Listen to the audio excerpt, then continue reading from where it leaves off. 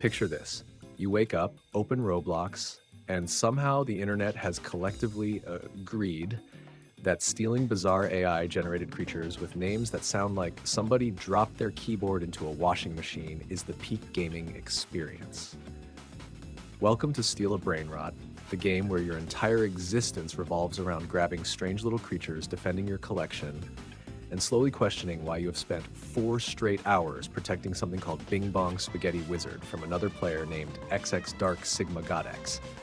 Naturally, one question started floating around. Which AI builds the better strategy? ChatGPT or Claude? It sounds like one of those debates people start at 2 in the morning because they forgot what sunlight looks like. But it turns out there is an answer, and the road to finding it is way more entertaining than I expected.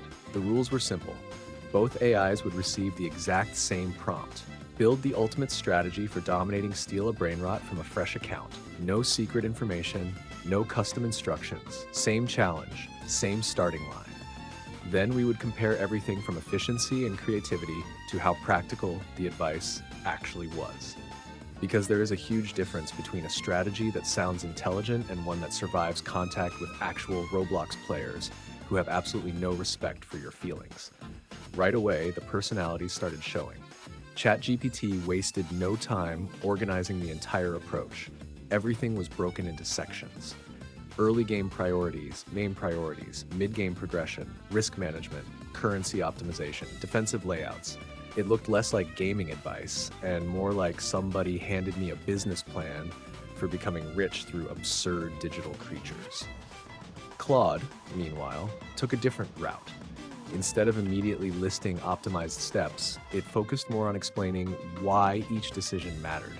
The responses felt more conversational, almost like sitting next to somebody who genuinely wanted you to understand the mechanics instead of handing you a grocery list. Neither approach was bad. They were simply solving the same problem from different angles. Then came the actual gameplay. The first objective in Steal a Brainrot is getting established before everyone else starts turning the server into complete chaos. Every second counts because valuable creatures disappear quickly, and once stronger players establish themselves, catching up becomes significantly harder. ChatGPT immediately emphasized speed. Get resources. Upgrade only what produces consistent value. Ignore flashy distractions.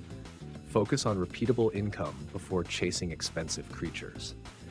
Honestly, it sounded boring on paper, but boring strategies have an annoying habit of working. Claude leaned slightly differently. It still valued early economy, but it also highlighted flexibility. If an opportunity appears unexpectedly, adapt instead of rigidly following a predetermined plan. That sounds reasonable until you remember Roblox players collectively possess the impulse control of toddlers inside a candy store. Flexibility quickly becomes chasing every shiny object across the map until your economy collapses. So, while Claude's philosophy sounded smarter, ChatGPT's stricter structure translated into fewer mistakes during actual matches. Once the base started growing, another challenge appeared: defense. Steal a Brainrot isn't called protect your Brainrot politely. People are going to show up specifically because they want what you have. The game rewards opportunistic behavior. Every player walking near your base immediately transforms into somebody you're suspicious of. Suddenly, everybody looks guilty. Somebody walks past without stopping. Suspicious. Somebody jumps twice. Suspicious. Somebody says hello in chat. Extremely suspicious. ChatGPT responded by recommending layered defense. Prioritize positions that force attackers through predictable paths. Upgrade defenses consistently instead of saving endlessly for one massive purchase. Claude also valued defense, but encouraged balancing offensive expansion with protection, warning against over-investing in structures while ignoring opportunities elsewhere. Again, both approaches made sense. The difference was confidence. ChatGPT committed harder to specific recommendations, while Claude frequently acknowledged exceptions.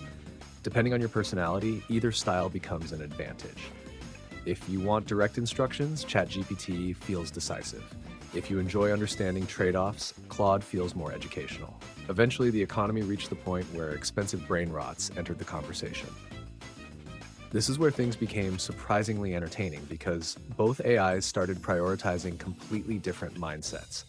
ChatGPT constantly evaluated purchases based on return over time. Does this investment increase long-term production? Will this upgrade recover its cost efficiently? Everything revolved around measurable improvement.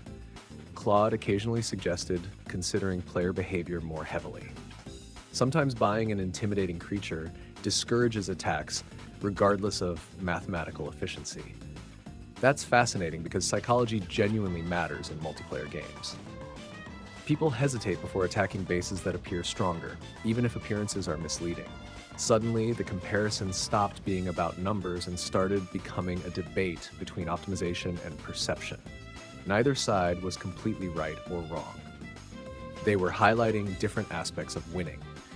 Then came resource management, which somehow turned into one of the funniest parts of the entire experiment. Every player reaches the point where they stare at their currency, wondering whether to save for something expensive or spend immediately. ChatGPT practically screamed, save only when the investment meaningfully changes progression. Claude responded more like a cautious financial advisor, encouraging evaluation of changing circumstances before committing. Reading them back to back felt like watching one coach yelling, "Shoot the ball," while another calmly explained probability theory. Both eventually get you to the basket. One simply arrives with significantly more confidence. Creativity became another interesting category. Steal a Brainrot isn't exactly a game famous for realism. You're protecting strange creatures with names that sound AI generated because, well, many of them practically are. Claude occasionally embraced the absurdity more enthusiastically. It suggested unconventional thinking and adapting to unexpected situations. ChatGPT remained grounded in repeatable systems. Ironically, the game itself is complete nonsense, yet the more structured advice often produced the strongest outcomes. Sometimes consistency beats imagination. Sometimes ridiculous games reward boring discipline. That's probably the greatest plot twist of all. During longer sessions, another pattern emerged. ChatGPT rarely lost focus. Every recommendation tied back into the larger progression strategy. Claude occasionally wandered into broader discussions about experimentation and adapting to player behavior. Those insights were valuable, but if somebody simply wanted the fastest route from beginner to powerful player, ChatGPT consistently stayed on target. Think of it like following GPS directions. One application tells you exactly where to turn. The other occasionally points out interesting scenery. Both reach the destination. One reaches it with fewer detours. The funniest moment arrived when intentionally presenting unusual scenarios. What if another player camps your base? What if somebody repeatedly targets you? What if the economy crashes because everybody keeps stealing everything before you reach it? ChatGPT usually answered by restructuring priorities. Claude frequently explored multiple possible responses depending on context. Once again, neither answer felt objectively incorrect. ChatGPT optimized certainty. Claude optimized adaptability. Watching both respond almost felt like observing two experienced gamers coaching the same beginner from opposite sides of the room. One constantly repeats fundamentals. The other keeps reminding you no plan survives first contact with human unpredictability. There was another hidden advantage to ChatGPT that only became obvious after extended testing. The advice translated into action faster. Because recommendations were organized so clearly, there was almost no mental effort required to decide the next objective. Every milestone naturally flowed into the next one. Claude sometimes required more interpretation before acting. That's perfectly fine if you enjoy thinking through strategy yourself, but many players simply want immediate decisions without analyzing paragraphs between every upgrade. Surprisingly, Claude occasionally produced more entertaining explanations. Reading them felt engaging. The reasoning unfolded naturally, making strategy feel like a conversation instead of instructions. ChatGPT, meanwhile, often felt like receiving mission objectives from somebody who expects results before lunch. Efficient? Absolutely. Dramatic? Not particularly. Then the competitive side of the experiment really kicked in. Multiple sessions, different servers, different player counts, fresh accounts, repeated comparisons, a pattern slowly became impossible to ignore. Whenever following ChatGPT closely, progression stayed remarkably consistent. Good games remained good, bad games recovered faster. Claude produced brilliant moments where adapting creatively created opportunities. ChatGPT never explicitly mentioned, but those moments depended more heavily on personal judgment. Average players benefited more from structured guidance. Experienced players probably extracted greater value from Claude's flexibility because they already possessed the instincts required to interpret broader advice effectively. Another interesting surprise involved communication. Imagine introducing complete beginners to steal a Brainrot. They know absolutely nothing. Which AI helps them faster? ChatGPT wins almost immediately because everything follows a logical staircase. Learn this, build this, upgrade this, defend here, expand there. Claude explains concepts beautifully, but beginners often benefit from certainty before nuance. Once somebody understands the mechanics, Claude's discussions about adaptation become significantly more valuable. Performance under pressure also mattered. Roblox servers rarely stay peaceful. Somebody eventually decides your existence is offensive and begins attacking relentlessly. ChatGPT's defensive priorities kept producing stable recoveries. Claude encouraged recognizing opportunities hidden inside chaos, which occasionally created spectacular comebacks, but consistency still leaned toward ChatGPT. The difference wasn't enormous. It simply appeared repeatedly enough to become difficult to ignore. Then came pure entertainment value. Which AI made the challenge more enjoyable? Surprisingly, Claude. Reading creative reasoning and alternative approaches added personality to every decision. Even when the suggestions weren't always the absolute fastest route, they encouraged experimentation, which fits surprisingly well inside a game built around complete absurdity. Nobody boots up Steal a Brainrot expecting military-level realism. You're already participating in organized nonsense. A little creativity complements the experience. By the end of the comparison, the verdict became surprisingly balanced despite one clear winner.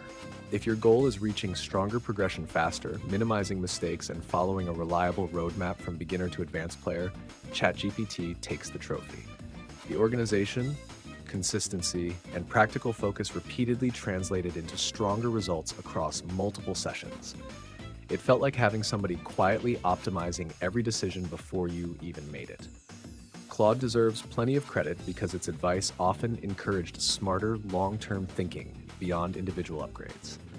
It explained mechanics elegantly, embraced flexibility, and occasionally suggested creative solutions that never appeared inside ChatGPT's responses. For players who already understand the fundamentals, those qualities become increasingly valuable. But if somebody handed both strategies to completely new players and asked who reaches dominance first, my money stays with ChatGPT. Sometimes structure wins. Sometimes optimization matters more than improvisation.